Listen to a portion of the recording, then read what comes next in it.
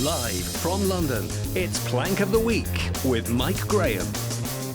Good evening and welcome to Plank of the Week. It's Friday night and this is, of course, TalkTV. I'm Mike Graham and we have got an awful lot to do. So we will be getting straight to it to find out who has been the biggest plank of the first week of December. It's going to be a tough one, I think. But we've got a great panel. Dr. Renée Hoenderkamp is here. Stephen Allen is here as well.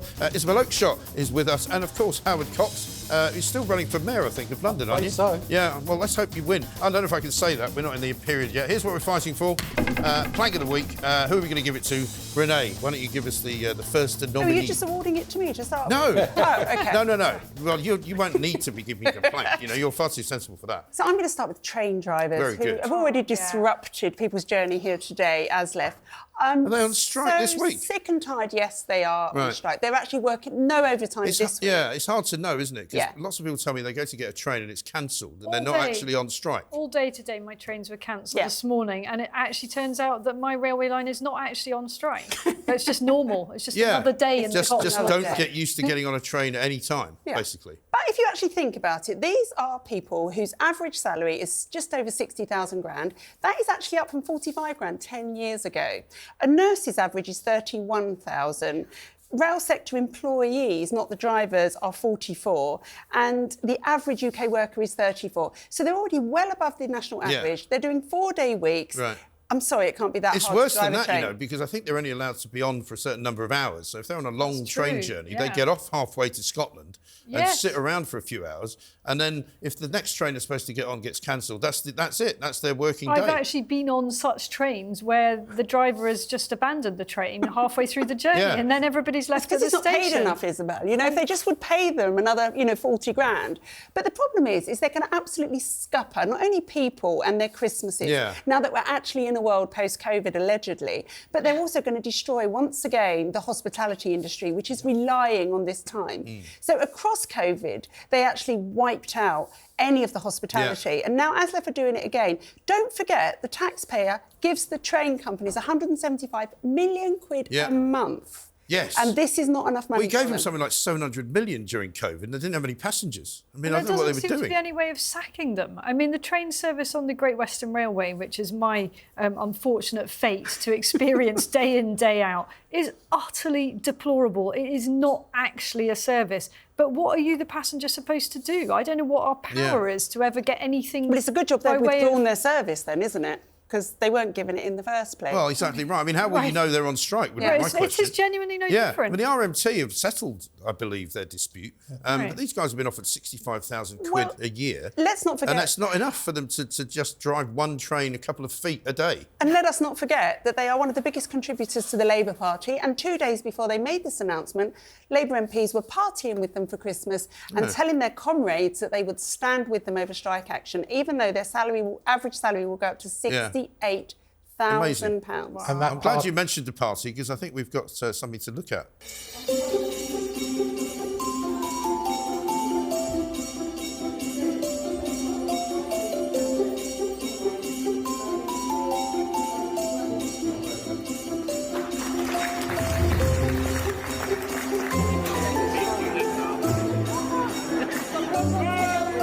They're having a great time. That was posted by Kate Osborne, who's Labour MP, who was at the Jolly Jolly Bash for the ASLEF strikers. Isn't that I'm great? glad they can afford it. Oh, they've got plenty of money, obviously. That looks I like bet you that expensive party to do. wasn't on a strike day either. Yeah, I mean, they're like. I used to know a guy who was a bus driver when I was very young, and he drove the number 56 bus, and he told me that one of the things that they liked to do was to put a nail into the tyre of the bus as it left Kensal Rise garage, and by the time they got to Marble Arch, they had a flat tyre and they could take the rest of the day off. Oh. And I think that's the transportation world The in whole which we now system. live. I mean, when we talk about there being a productivity crisis in the UK, it's because no one can get anywhere. Right. Absolutely. Yeah, but of course, at the time when they all started to think that didn't matter, that was when everyone was working from home. People are not working from home so much anymore now because they've realised actually it's quite expensive to work from home because you have to put the heating on, you have to eat your own food. Unless you work for the council and they pay your heating. Well, in that case, you don't have to work at all. I mean, just don't bother, Howard, I mean, what's going on? You're a transportation man. I mean,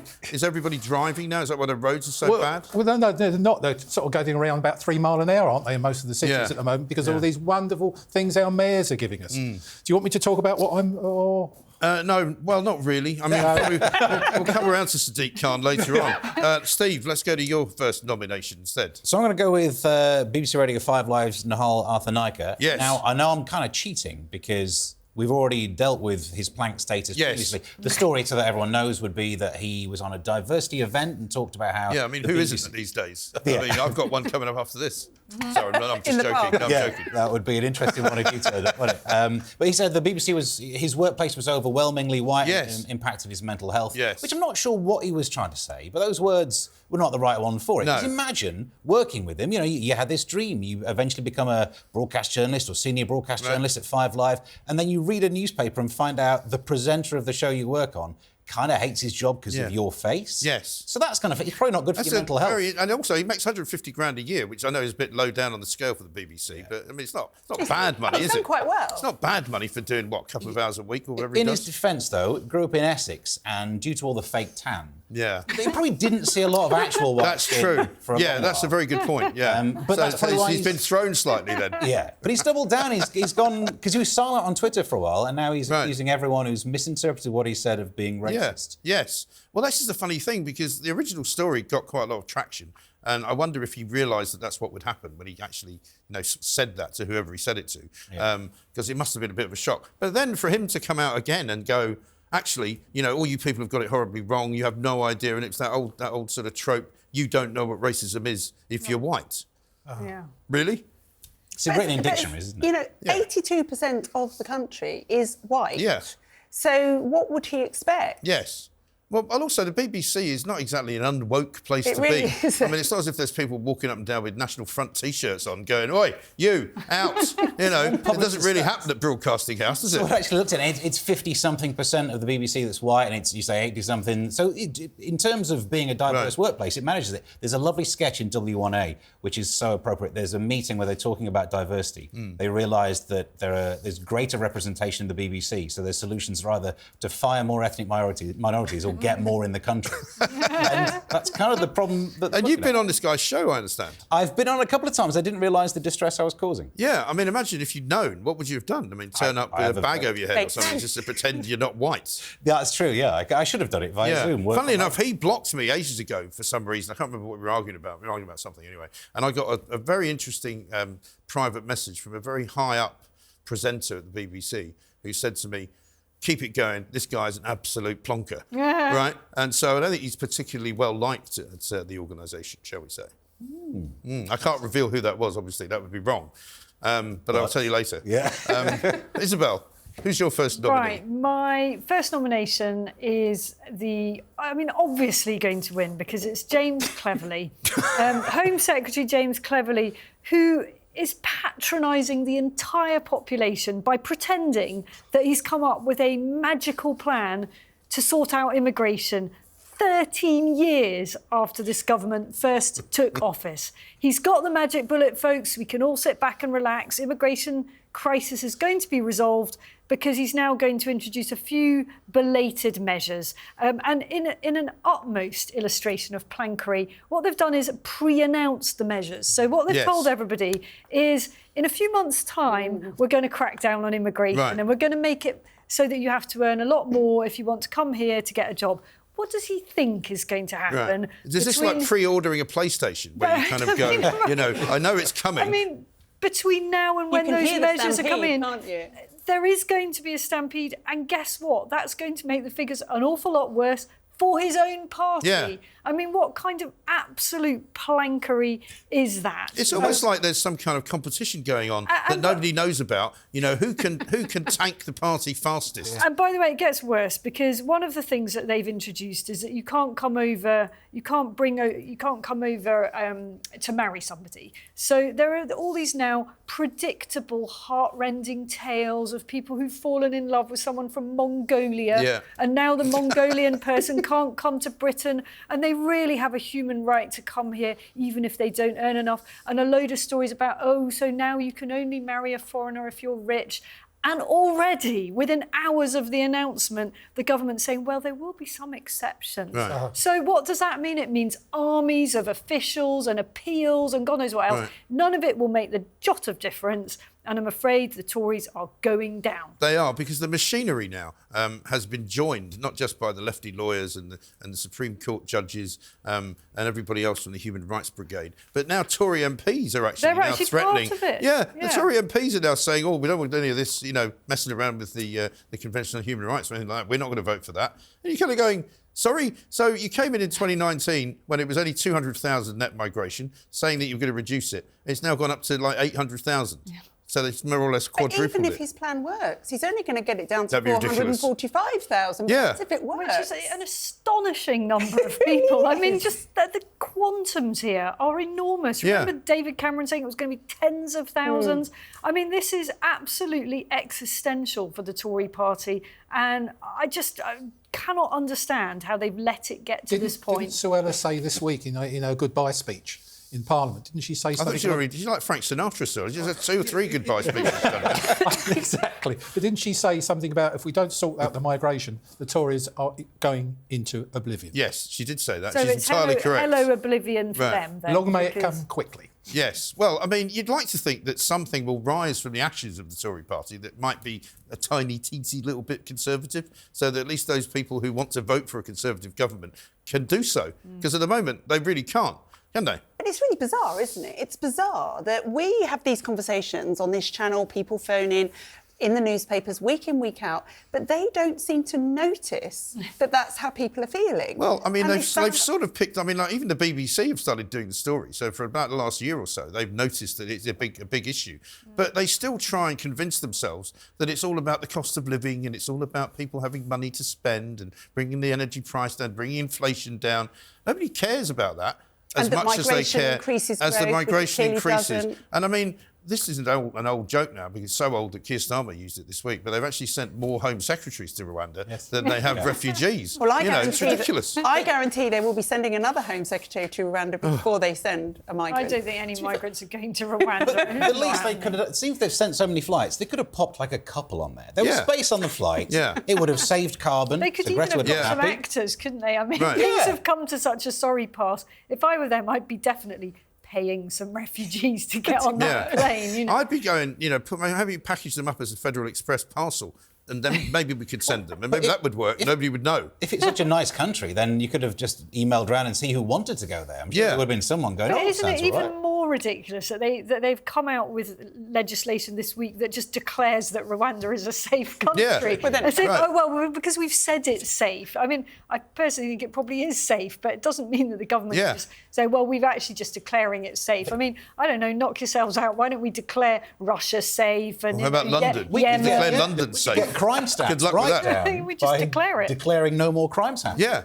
Yeah, and you can just say, That's the way of the world now, though, doesn't it? What you say is what it is, regardless of what it really is. Because if you feel it that way, if you're a victim, you feel it that way, you might... Well, this is what worries me. I was thinking about this today. I think Britain is actually working itself into a kind of victim status country, 100%. because everything that goes wrong is somebody else's fault. The government can't get rid of any migrants because of, that's those people over there, they won't let us do it. Or, oh, look over here, there's some other people who are stopping us. Just do it. Get on with it. Stop complaining. We've got a clip, actually, of James Cleverly talking about Rwanda. Yesterday in the Commons, you were accused of describing the Rwanda system as batshit. Is that true? Did you say those words?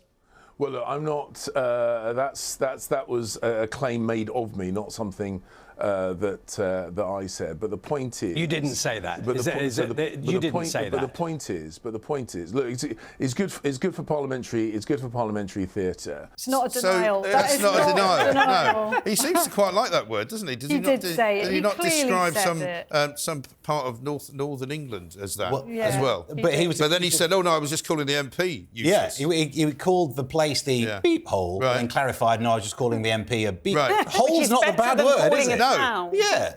I mean, it's also a bit unusual, isn't it, to say somebody's crap at their job by way of an apology to a town. I mean, I don't really understand the logic of that.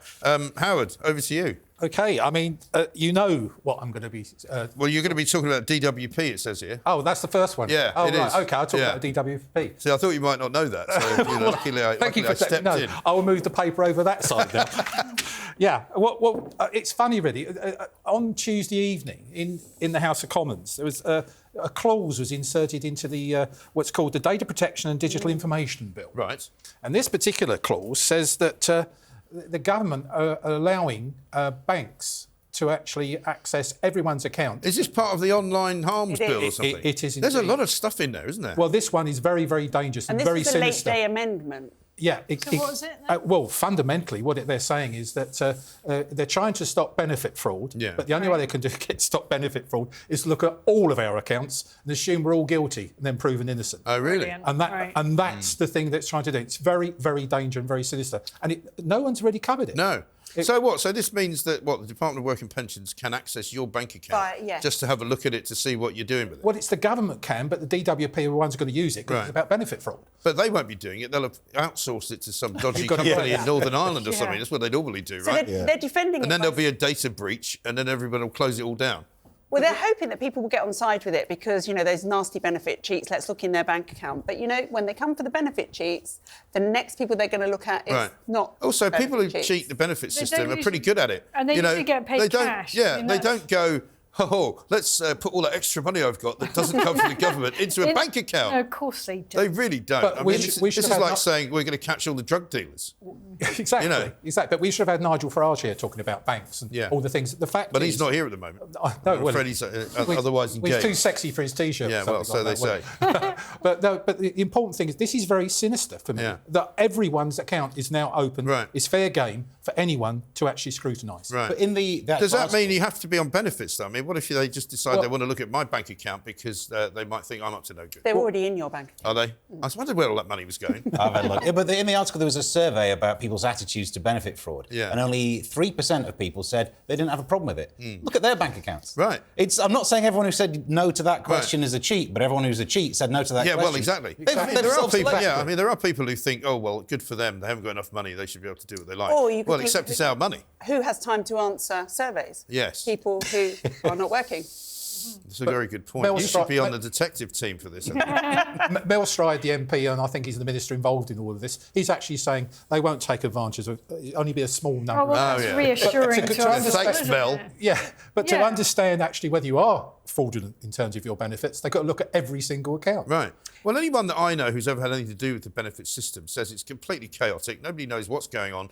If you try and get something that you are entitled to, it's quite difficult because they're not very good at actually doing that. And they stop the wrong people from getting benefits and give all the money to the people who are really good at milking the system, it seems to me. This is what they managed to do with universal credit. They managed to get all of the errors in one easy-to-distribute error base. Excellent. So they could mess things up for everyone. Right. I mean, my mother, bless her, still gets a winter fuel payment, even though she lives in America. She's tried to cancel it about 1 million times and said, Right. look, I don't... And there's loads of British people who live abroad who still get it when the temperature in Britain goes down. And they're sunning themselves in Marbella going, well, I don't know what are we going to do with this money? I'm an old age pensioner. I like that winter fuel allowance. I need it. Yeah, it doesn't Well, look at like least you you're need actually here, though. I mean, Where it's very warm. it. Yeah, absolutely. I mean, goodness me. Well, listen, that's a pretty good start, isn't it? All four there. DWP James. I'm not sure about James Cleverly because there's some other ones coming up very shortly, which are going to be good. And I'm going to be coming up with something coming next on Plank of the Week. We're going to be looking as well at something called Oakeshott. I don't even know what that is. And Christmas as well, because it's not far away, is it? This is Plank of the Week.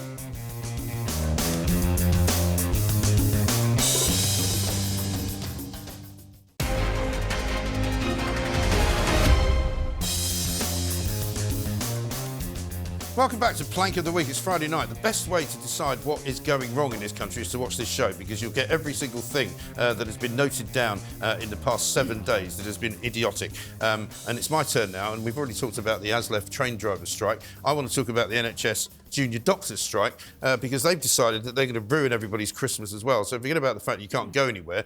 If you get hurt trying to go anywhere, you won't be able to get seen by any doctors because they have done a sort of what I would regard as a sort of RMT-esque manoeuvre. They've decided to go out on the 20th of December for 3 days, which takes them basically into Christmas Eve. And they know that basically Christmas Eve being on a weekend, there don't want to be anybody work around, Christmas Day, Boxing Day. So effectively they're off until the 27th. So that's really a week where they won't be doing any work.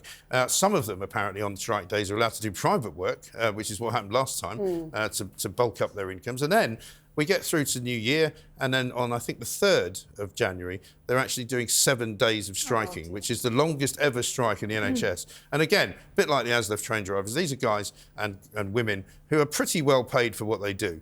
And frankly, you know, if you're not happy being a doctor, then don't be a doctor. I mean, Renee, you're a doctor. You became a doctor sort of later in life after doing a myriad of other things. I took a big pay cut. And you wanted to do it, though. Yes. I mean, you don't go into work and go, I hate this job, I'm going to go on strike because I don't get enough money. No. I mean, you go, hang on, surely there's another reason you're a doctor. Don't you actually want to help people? Yeah. And Christmas is a time when lots of people have accidents at home. You know, they stay around the Christmas tree too long, or they fall down the stairs after too much eggnog. Also, or something like that, you know. Also, Mike, those 3 days leading up to Christmas is a really frantic time in hospital where doctors try really, really hard to get the elderly home to be with their family. That won't happen. No. Those people will be left in hospital. And also the rotas have all been done, presumably, for Christmas, and who's supposed to be in working and who's not, you know? I think that's a really important point you make. I mean, my mother, now she's no longer with us, but I saw the impact on her of the last doctor's strike, and she was stuck in hospital, and that operation kept on getting deferred, and each and every time she was starved and not allowed to have any water, nothing by mouth,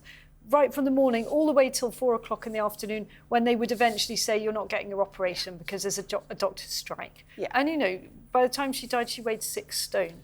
So this is, you know, the effect on people in hospitals, even though it may not feel direct, it is, because you just don't get through those. Well, we've all heard the stories. I mean, I've taken loads of calls, as many people on the station have done, from people who say, you know, this is the 3rd time the operation's been cancelled. I've been waiting 2 years. I mean, you know, they're supposed to be getting the waiting list down. They're just adding to them. And I think last time they went on strike, it was something like almost 1 million procedures that got cancelled. Yeah. And it's costing the NHS a fortune every time as well. But I think what this strike shows, the consultants have now settled for a similar offer to that which the junior doctors have been They were offered about 11%, weren't they? It's a little bit higher, actually, 12%, some of them. And what this shows is they have no intention of settling. They don't want to settle. They want to bring down the government. Here's a message: you don't need to. They're bringing themselves down. Right, exactly. I mean, it really is. They're bringing down is the people, actually. But the BMA is very much a communist trade union. Yeah, now it is. It's totally extremist, isn't it? I mean, I know quite a few doctors who are just not in it. You know, and they don't go on strike. Good for them. I'm surprised they don't realise this is not going to be the good PR they might think it is. Months ago, they do the surveys about how much the public support the strikes. People were massively in favour of it. But by the time you're at home, you can't leave the house and you've got a saucepan stuck to your head, you can't get it seen.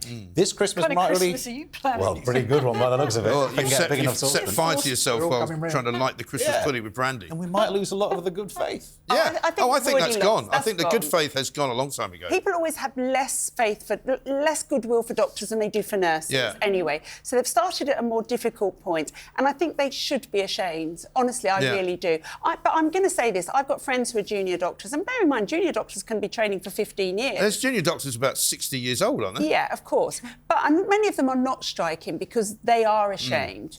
But there is this militant arm of the BMA, which has actually got ex-Momentum members in it who are absolute socialists who want to bring down the government, and they're prepared to sacrifice patients for this. Because they will be sacrificing patients in many ways, not just death, but people will die, but also quality of life.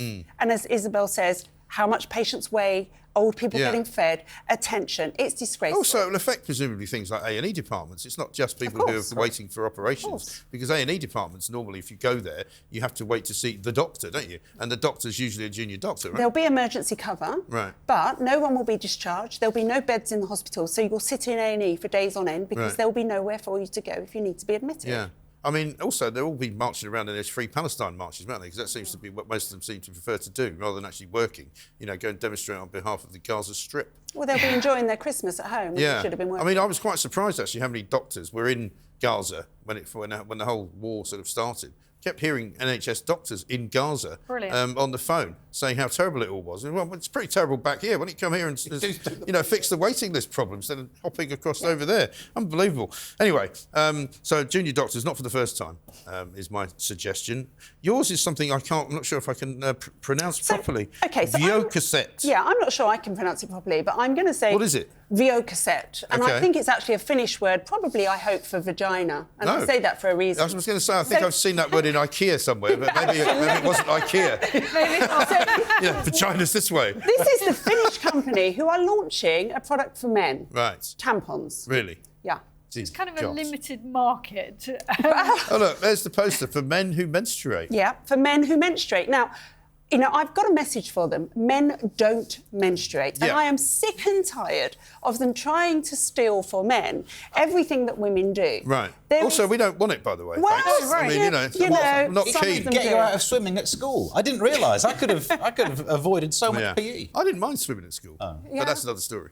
But, women are the only people. I don't care if they want to pretend to the world that they are men. That's entirely up to them. Yeah. I really don't care. But that's where it ends. Yeah. The only reason that they menstruate, those people presenting as men, is because they are women. Yeah. The clue is in the name. Yes. They have a womb, and at some point in their life, they could have menstruated. Yes. And I'm sick of it. I'm absolutely Why do they sick of need it. special ones? Oh, well, anyway? that's exactly my point. Yeah. That was going to be my Can question. you just explain to me, being a scientist, a medic, where's the tampon go for a man? Exactly. Up I've got a nose couple if of they have a suggestions. nosebleed. Been round IKEA before. You can only go one way around IKEA. Don't forget, Oh my gosh, I think we need to move on. No, I'm going to make one more serious point about this, which is that if we keep trying to change this language, like, you only can feel smooth if you've got a cervix, only 40% of women, 40% of women don't know they've got a cervix, but they do know they're a woman. Right. I guarantee any trans man that is having a period knows that it's because He's he a is a woman. woman. Yeah. He doesn't need special products. He doesn't need which kind of support. it gives away the whole idea of it, doesn't it? And I mean, we'll be now accused of transphobia, Oh, we will, no for doubt. sure. But the fact that you actually do menstruate is a constant, and I imagine a very annoying reminder that you're actually not a bloke. Exactly. Sorry. I get men few with biological realities in the I way. get Yeah. men with rainbow flags in their Twitter handles mansplaining to me that it's not just women and that having a period doesn't make womanhood. Well, you know what? It does. Yeah, it really it's possible. does. Yeah. Well, it's like the men that want to be women who don't menstruate but call themselves women, and you kind of going, that kind of doesn't make you a woman, I'm No, afraid. and they still need to look after their prostate. It reminds me of there was a great interview that I saw. It was actually a New York Times reporter had gone out with some politician or other to some farm where they were doing, a bit of glad handing with the locals. And the woman who was the farmer said to the politician, who was known for his kind of very woke views, this is a cow. We milk that cow. Over there, that's a bull. You don't want to go over there and try and milk it because you won't be in a very good way afterwards. And this guy was kind of stunned, didn't quite know what to say. Apparently, there's only two genders in the world of cattle. And, What happens, bizarre. Renée, do you think, with that company, what are they going to make for the menopause? For the men that have the menopause, is it going to be... The menopause. Well, they call it the menopause, don't they? transopause or Yeah. Whatever It's just bizarre, isn't it? They're just trying to change our language. And actually, what they're trying to do is force us to believe their delusion. Yes. But is it, just to go back to Isabel's question, is it a marketing thing to say this Yes. is for men? They're So jumping that- on the bandwagon Right. to make more money. what else do they make this lot? don't know. Cod pieces for women or something? I don't know. Do you know what their first production run's going to be? 10. 10, yeah. One Yeah. box. One box. But there are, shares. people tell me, I don't think I've seen one, but people tell me that there are now men's toilets that have tampon Yes. machines in them.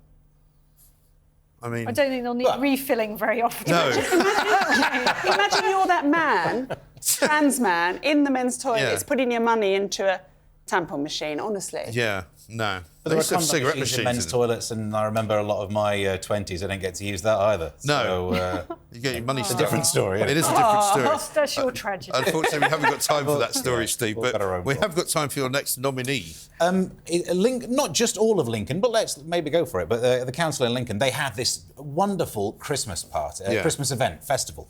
Of course, it's had to be cancelled, sadly, due to the fact that it is successful. Now, Right, that's obviously a of course. problem because loads of people turned up. Over 300,000 people turned up across a couple of days. 300,000? Yeah, because it was so good. Good And what we're party. used to at Wow. this time of year is terrible things councils Yeah. do for Christmas. Yeah, because They- you always get that story, don't you, of the horrible Christmas park or something where they've Yeah. got like one dead reindeer. Oh, and the there's children like all an- turn up. an Alsatian The children with a all turn up thing on and its head. weep. Some dog pee You know, in the middle. Yeah, exactly. Santa's a horrible old drunk. That's what we Yeah, need. That's what we're used to. This country cannot deal with something being successful, so it's had to be cancelled. The council have said, no, I'm sorry, last time was too successful. It's not safe for people to be near success, probably. Right. So now they've cancelled it. So is that the real reason? Well, Are you sure they haven't yeah. just cancelled it It is because health it's and got the safety. word Christmas in it? Well, No. I think you're probably right. Yeah. They're not Safety. admitting that. Was it crowd control? This Right, looks, too many this people, looks yeah. like... No, but this is a thing, you know, that's beginning to happen up and down the country. Because I remember during Bonfire Week, there was a statement that was put out by Rye Council. Now, I think Lincoln are Labour, aren't they? I don't know about Rye. But Rye Council basically said that they were closing the train station because they didn't want too many people coming. And you're kind of going, you know, you people don't make much money in the year. It's a coastal town full of quite wealthy people. But if you actually want to have some, cash in the tills of the restaurants or the pubs, Bonfire Night's a pretty good time to go. But they made it so that people who didn't live in Rye couldn't go because they wouldn't let them in. But the Lincoln Council are saying goodbye to about £12 million. Yes, but we're doing that British thing, aren't we, in Lincoln, where we love to snatch defeat from the jaws of victory. Right. But no, this is obviously something that they've decided as a collective. The councils, will say you can't have too many people. What if something goes wrong? They should Like have if there's an ticketed it earthquake. or something. We don't have any You could have earthquakes. done that, couldn't you?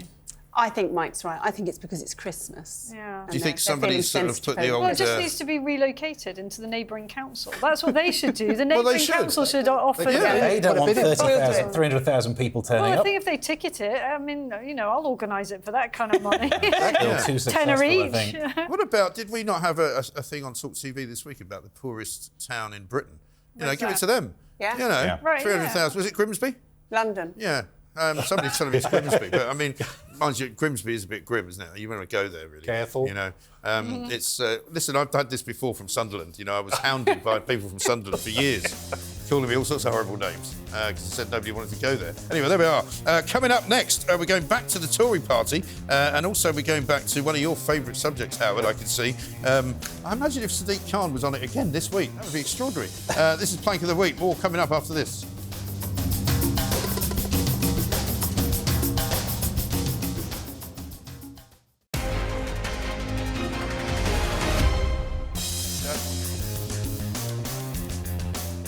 Welcome back to Plank of the Week. We're getting right to it because we're down to the bottom three now, but we've already got really, really good ones. So let me go straight to Isabel Oakeshott.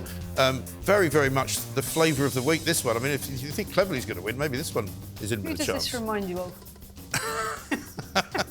Ladies and gentlemen, I present you Hugo Keith. Oh, yes. AC, Oh, yes. The COVID inquiry barrister who can't quite decide whether this is all just a bit beneath him, and he's just so bored and he's constantly like that Yeah. as he grills people. Now, the thing about the COVID inquiry, where do we begin? I mean, at the £100 million of taxpayers' money it's cost, and I don't know far. really 500 how odd much days, I think at it's the been fact going. that it has no deadline and will probably be going on until about 2030.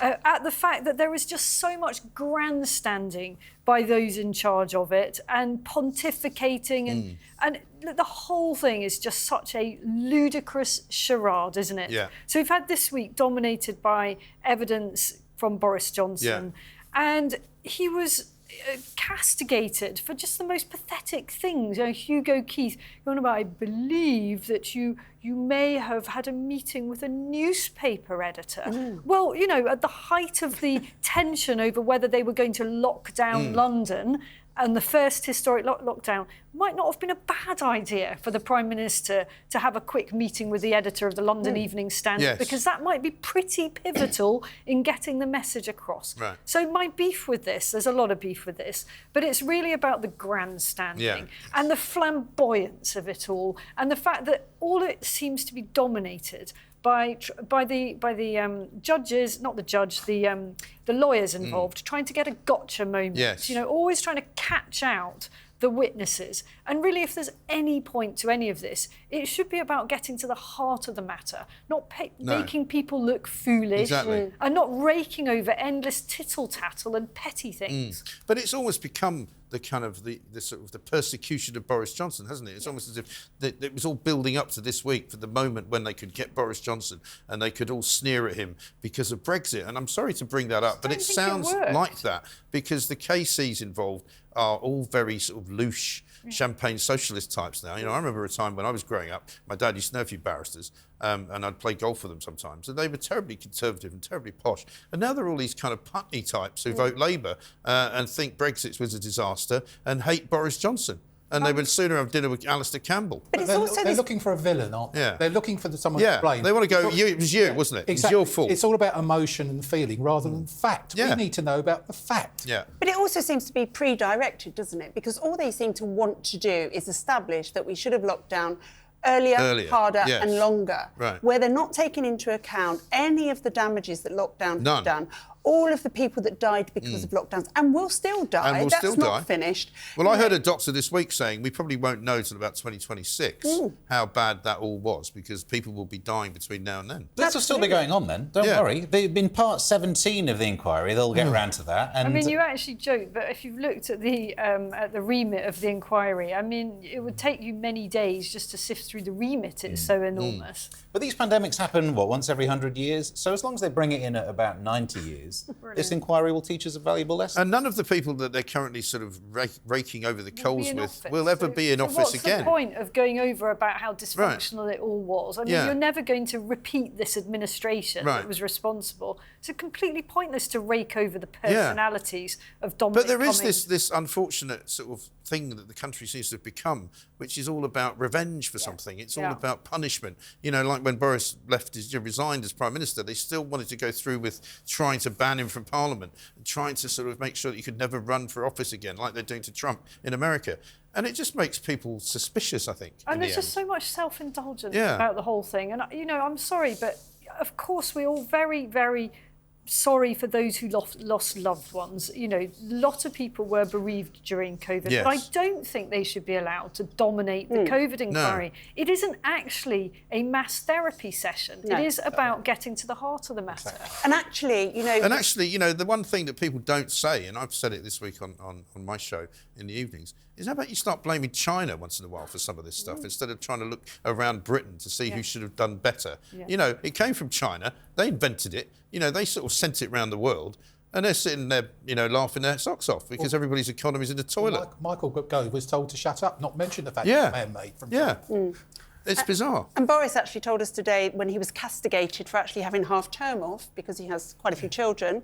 But he said, well, I was actually working and I did this, and I phoned the president of China and sent my condolences. Yeah. You should have asked him what on earth they were playing at when he should have done. They messed around with that virus in the lab. I think we've got a little clip. Do you know why your phone was missing those 5,000 odd WhatsApps?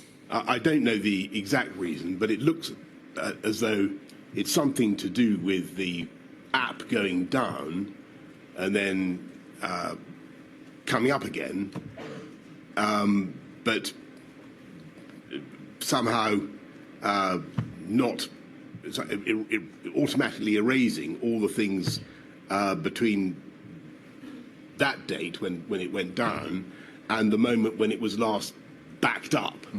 I always imagine whenever I see Boris explaining anything like that, this is how he talks to his wife. I think when she's going, where were you? And who were you with? And he's going, well, the thing is, you know... When it went down, and then it came up. And when it came back up, everything had disappeared. Nobody knows what happened. But, I mean, let's get from Isabel, the WhatsApp expert. Exactly. Yeah, we did hear him this week having to be... educated in what a factory reset of a phone is. So he was challenged as to whether perhaps he had conducted a convenient factory reset. Yes. Unfortunately, he didn't know what one was. Right. I actually think Boris is probably just a bit too incompetent with technology to have been able to edit or selectively delete his WhatsApps. I think he genuinely couldn't get them. And it's not easy to do a factory reset. No, I Someone wouldn't. Who's tried. Do not want to do a factory reset. So look, it took me about 3 days to update my new phone. From the iCloud. You know, it does have a whiff of the wag of the thing, doesn't it? If he could have got himself to the North Sea, that's going to be in the bottom of it. It would be, absolutely right, along with all the other phones. I think his pride is gone. I mean, when I was writing the book with Matt Hancock, actually Boris Johnson was sort of okay about having the WhatsApps that I had put in the book. I think he's beyond it now. Yeah, exactly right. Right, Howard. Here it is. Right. The man of the moment. Yeah. Look, it's important. I think this person must qualify for a fellowship of the plank or something. I mean, if it wasn't for Harry and Meghan, he'd win Plank of the Year, hands down. Absolutely. You know. He must be overtaking them by now. Yeah. No, what's happened this week is the ONS, the Office of National Statistics, have rebuked him. Yes. For the fact is he put out a press release to say that knife crime, since he's been actually mayor, has fallen. Yeah, has he worked that out? Yeah, it has. Well, considering it's gone up 40%. Yes. And the ONS figures. But this is the amazing thing. And I'm sorry, I might be told off for this, but he's always been a pathological liar. And that's how he even runs the... Well, you're not the first person to call him that, to be fair. I know. Perhaps he only counts people born on a Sunday, something like that. Well, maybe that's the way he's done it. But the fact is, you know, so much of his thing, he's manipulated the public consultation agreement. He's said there's 4,000 people dying all over the place every year because of poor air quality. He ordered the cameras, the Chinese cameras, before the actual result of the public consultation. It could go on forever. There's a litany of things of untruths. And yet he still stands there telling this lie. Yeah. And it's unbelievable. It is extraordinary. And he has had a pretty bad year. And you do wonder whether this will be the final kind of year when people go, actually, we don't really want him again. He was never an A-list politician. No. I remember him when he was just in Parliament under the Labour administration. As an MP, yeah. And I mean, he was sort of C or B or C level, even at the height of his career at Westminster. Height. I was going to say, the statistical manipulation that's happened is, you know, if you pick a certain slice of stats, you can make anything look right. And this is knife crime where people under 25 have been injured has gone down. Right. Now, that must mean, to get the overall number to go up 40%, people over 25 must be having a worse time of it. Now, I don't want to give away too many secrets. Or more people have died. I am over 25. Well, perhaps they're counting an injury as someone who lived. Well, so you reckon if they finish the job, then they no one saw it? It's quite a disturbing trend, this, though. You're right, because people will just look for that one, nugget that they can take out of a huge list of data and make out that something is true, which isn't true. Yeah. It's what I call them reality deniers, these people. They just keep coming up with a load of old cobblers. It's important to understand most of the knife crime is young people. Yeah. It still is. And, it's gone up something like 21% under the age of 21 who have died. Well, I don't want to give anything away, but I don't imagine any of us are walking around with knives in London, are we? No. I'm not. I tend not to. No.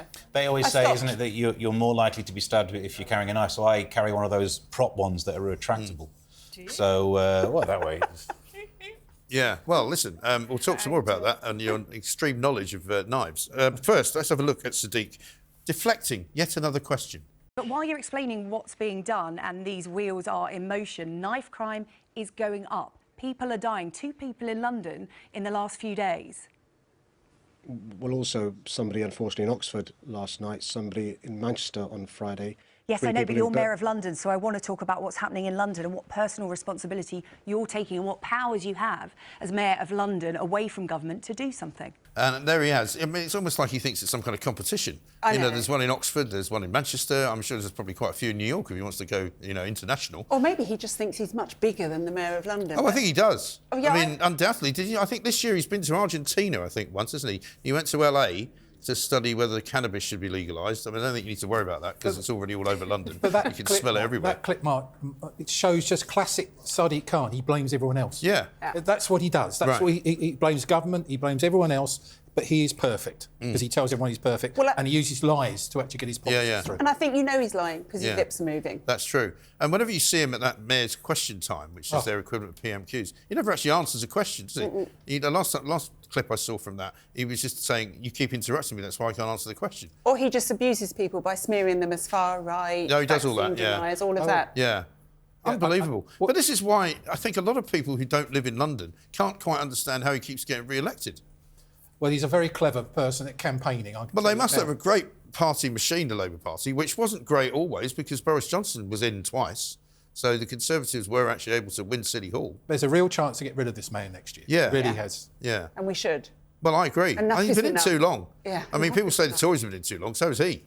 And there was a point at which he was sort of bigging himself up as the next leader of the Labour Party, wasn't he, when Jeremy Corbyn was getting ready to step down. Well, he's still got those aspirations. He still wants to do that.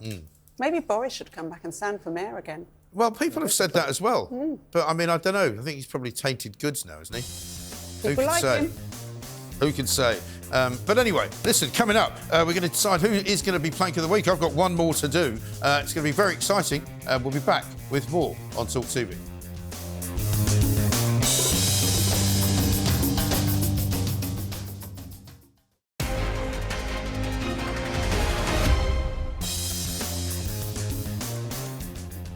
Welcome back to Plank of the Week. You might have noticed something slightly different about the final section of the show. Isabel Oakeshott has been called away urgently. I'm not sure whether she's had to go and give evidence to the COVID inquiry very, very late on because they've worked out that she's actually got all the WhatsApp messages that they're looking for. And we shall see. But don't worry, her nominations are still very much in the running. She's already nominated, of course, Boris Johnson's COVID inquiry appearance, because of the fact that it's that ridiculous King's Council that seems to be making all the running, and James Cleverly as well. So the Tories are going for a triple, because I'm going to go with Oliver Dowden, who is apparently, much to my surprise, the Deputy Prime Minister. I wasn't sure he was the Deputy Prime Minister before this week, because they keep changing.